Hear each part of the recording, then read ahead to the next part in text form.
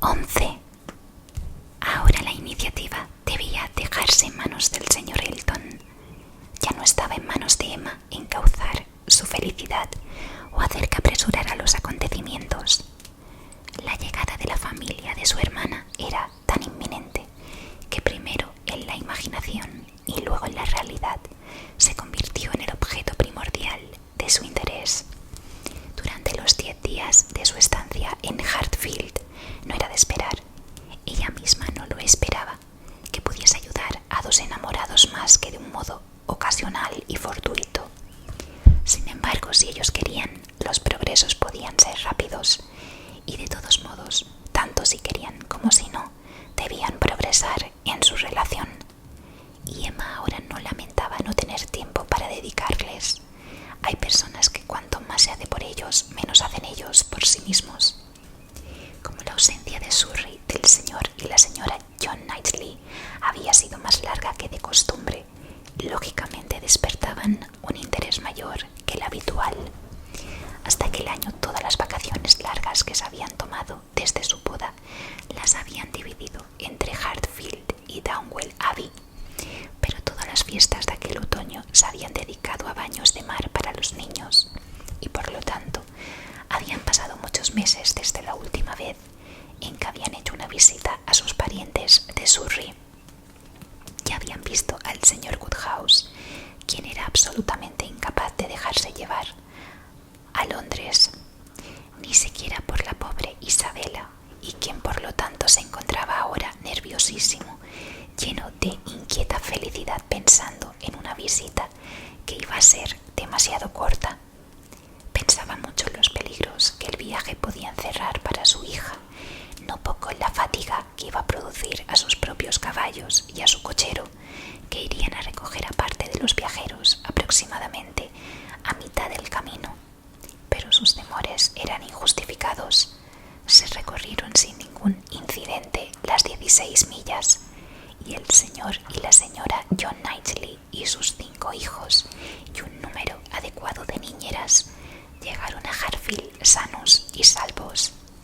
El alboroto y la alegría de su llegada, la presencia de tantas personas a quien hablar, dar la bienvenida, animar y acomodar en casa, produjeron tal baraúnda y confusión que los nervios del señor Woodhouse no hubieran podido resistirlo por ninguna otra causa, e incluso por esta tampoco por mucho más tiempo.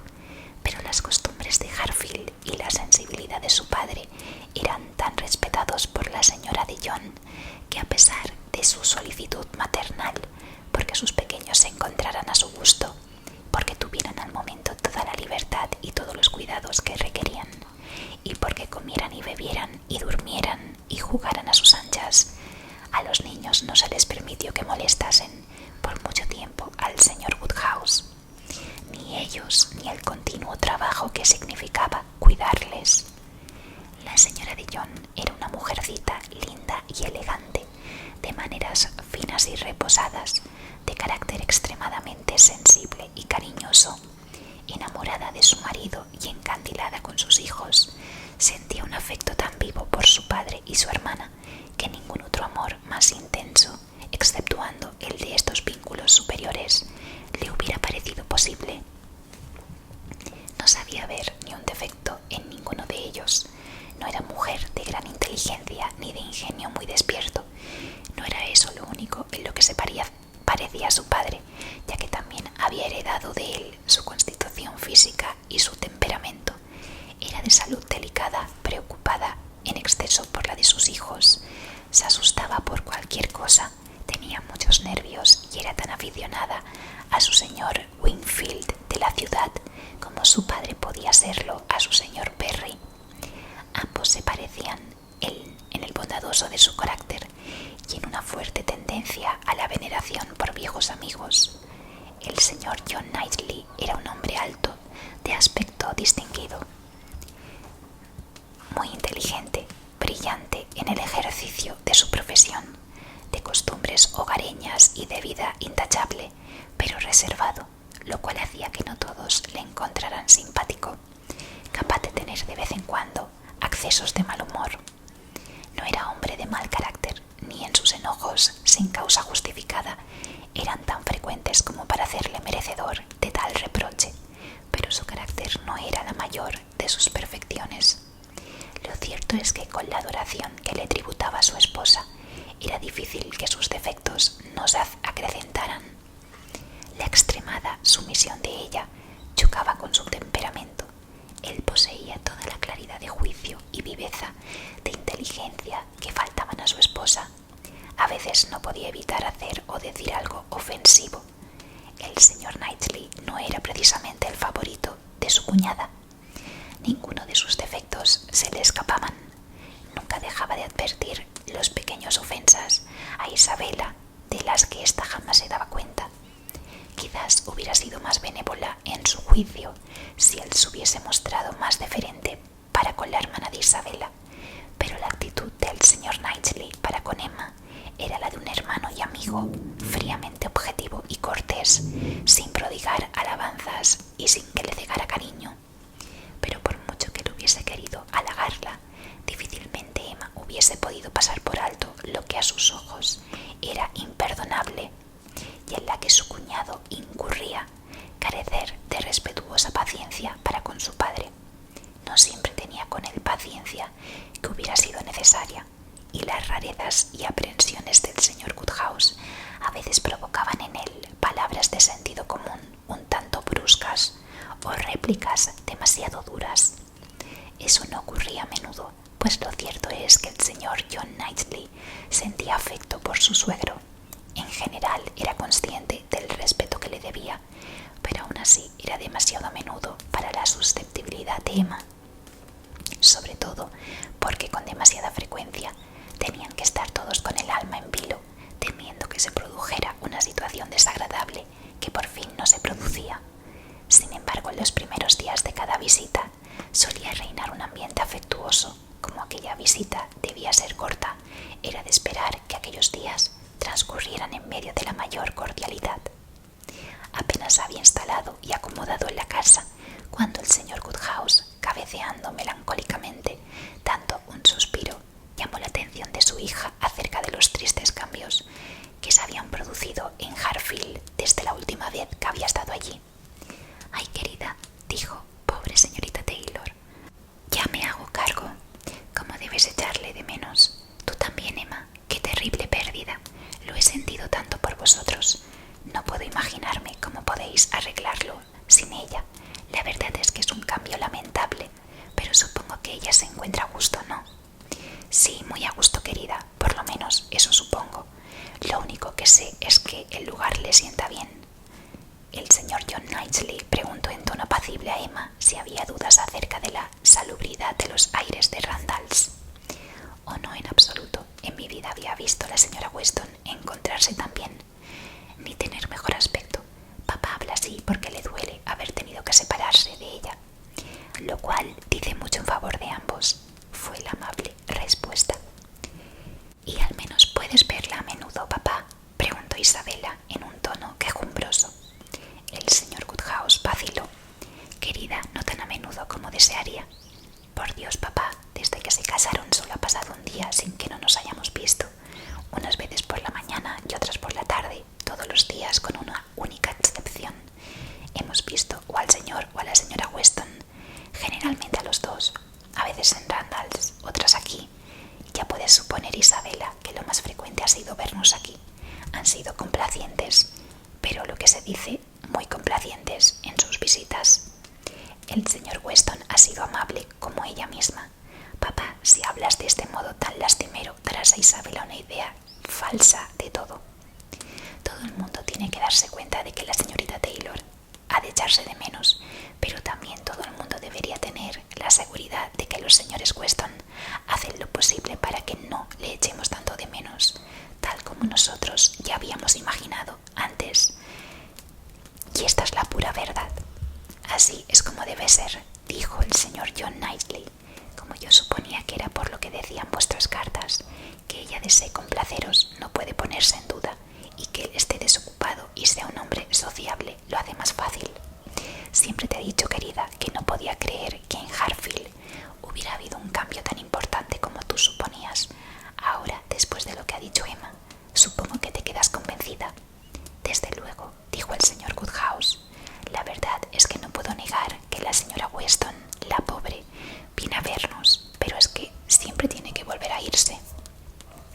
Y el señor Weston lamentaría mucho que no fuera así, papá. Te olvidas del pobre señor Weston. La verdad, dijo John Knightley, es que a mi entender el señor Weston también tiene algún pequeño derecho.